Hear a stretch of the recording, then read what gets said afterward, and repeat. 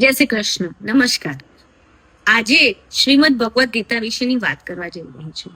માનો કે આપણે કોઈ પક્ષી ઉડી રહ્યું છે અને ખૂબ પવન આવે છે. એ ખૂબ મહેનત કરી રહ્યો છે પવનથી દૂર ભાગવાનું, પણ નથી ભાગી શકતો અને આખરે એની બધી જ મહેનત નિષ્ફળ જાય છે.